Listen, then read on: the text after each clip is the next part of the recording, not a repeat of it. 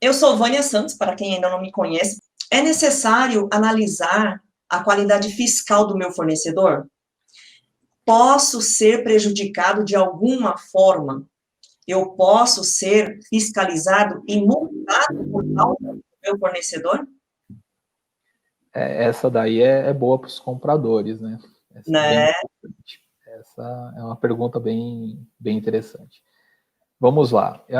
Eu vou usar como parâmetro aqui para responder o estado de São Paulo. Só que essa situação, ela acontece em praticamente todos os estados do país, tá? Então, a gente está tendo a replicação dessa situação que acontece em São Paulo. Isso é muito igual. O que é importante entender? Os secretários das fazendas estaduais em todo o território nacional, né, dos 26 estados e mais o Distrito Federal, eles se reúnem periodicamente, tem as reuniões do CONFAS, né?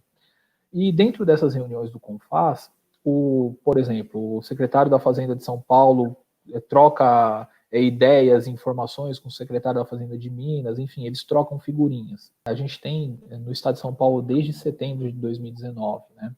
Foi implantado o sistema, né, o programa Nos Conformes.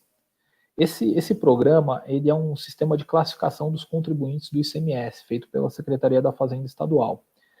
E ele já está em funcionamento e ele classifica os contribuintes com notas, né? Então é como se fosse aquelas classificadoras de risco, né? O país tinha nota A e foi rebaixado, enfim, que a gente tem aí, vê muito no campo da economia, né? Aqui a sistemática basicamente é a mesma, né? O Estado de São Paulo ele classificou de A a E, né? Sendo que tem o A+, que é o contribuinte perfeito para o Estado, é aquele que apresenta todas as suas obrigações acessórias em dia, paga todos o ICMS em dia, enfim, não tem atraso, é aquele contribuinte cliente perfeito, né? Eu Uhum. costumo dizer que a gente acaba sendo cliente aí do Estado, né? Então é o contribuinte perfeito, é aquele que tem a nota A+. E aí você vem tendo as notas menores, né? O A, o B, o C, o D e o E, né? Então esse sistema ele acaba classificando os contribuintes.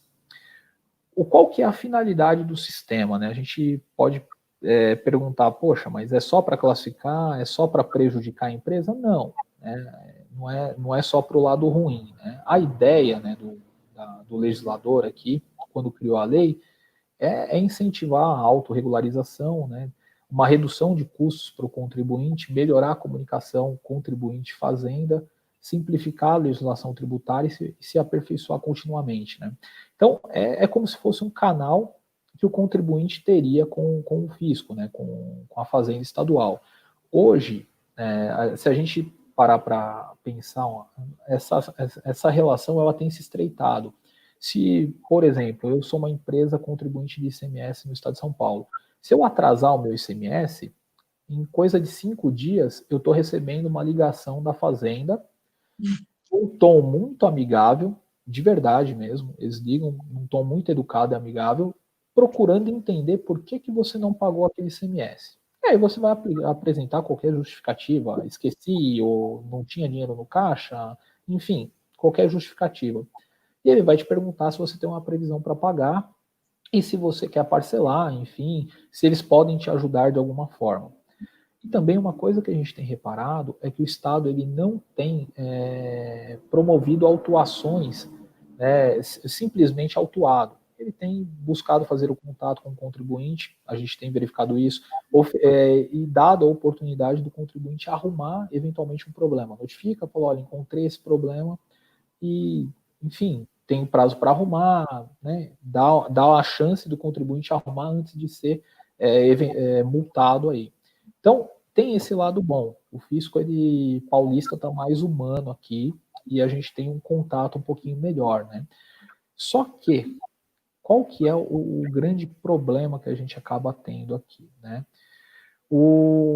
Hoje, os contribuintes eles têm dificuldade de apurar o ICMS muitas vezes, de pagar. O ICMS é um imposto pesado, né? Ele é um imposto que você tem características ali que tornam difícil a regularidade dele em muitos casos. Ele é um imposto que você faz a venda e tem um prazo curto para fazer o pagamento, né? Então você apurou o imposto no mês, já tem que fazer o pagamento no próximo mês, enquanto que muitas vezes eu vendo a 30, 60, 90, eu tenho que abrir possibilidades aí para o meu cliente para comprar ali e criar crediários, né? Então eu não recebo muitas vezes aquele meu faturamento, né, dentro do mês ali para ter o caixa para pagar o ICMS. Então muitas vezes a gente acaba por ficar inadimplente, né? E aí você vai para a questão da classificação, né, que é importante a gente detalhar um pouquinho mais. Por quê? Porque isso daqui impacta na relação comercial entre as empresas, né? Então vamos pensar, eu não compro de empresa que é devedora tributária, né? Porque o devedor tributário é ruim, enfim. Eu tenho uma opinião um pouquinho particular sobre isso, né? O devedor tributário, ele pode ser muitas vezes aquele que declara tudo, tenta cumprir todas as suas obrigações e por, né, percalços ali do caminho, enfim, ele teve às vezes uma inadimplência alta, né, não conseguiu realizar o adimplemento ali da sua obrigação tributária, né, de pagar o seu tributo, e acabou ficando inadimplente. Via de regra, não são todos, não dá para generalizar, mas a gente trabalha bastante com empresas que passam por dificuldades e se tornam devedoras tributárias. O devedor tributário, ele qual que é o sentimento que a gente tem e o que a gente verifica na prática? Ele acaba por declarar os seus tributos, ele informa, né? E para o fisco, o mais importante é ter a informação. O devedor tributário, aquele que declara e não paga, ele é honesto, ele está fazendo a sua declaração, ele está cumprindo com todas as suas obrigações, ele apenas não pagou, ele é devedor tributário. Em contrapartida, eu posso ter uma empresa que tenha certidão negativa de débito, que não tem nenhum apontamento, mas que ela talvez não declare tudo que ela apura. E aí pode ser uma empresa que está numa classificação A+, né? Só para a gente ter um exemplo aqui, né? De como o comprador no dia a dia ele vai se deparar com essas situações e ele pode ficar em dúvida ali. Eu vou comprar de um fornecedor que é nota B, nota C, ou de um que é A+, enfim. Né? Isso por si só não define. Né? Você tem que ter um relacionamento comercial mais próximo e tomar alguns cuidados. Uma coisa que eu afirmo aqui, o contribuinte que for E, classificação E, foge dele. Tá? Então, ele não é o devedor tributário.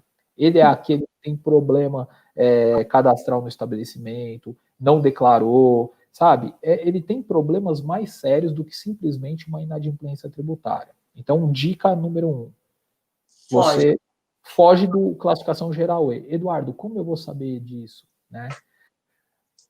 Realmente é sigiloso. Você só tem acesso se a empresa, ela dentro do sistema, nos conformes, ela pode dar publicidade à nota que ela tem, né, essa nota. Só que, vamos pensar, o contribuinte que tem nota E, ele não vai dar publicidade. Né, isso vai impactar no dia a dia dele. Mas a gente tem que saber, né, você como comprador, vai saber que ter essa possibilidade da nota E. E a nota E vai rebaixar a sua nota, pode te dar um problema mais sério que eu vou falar um pouquinho mais para frente.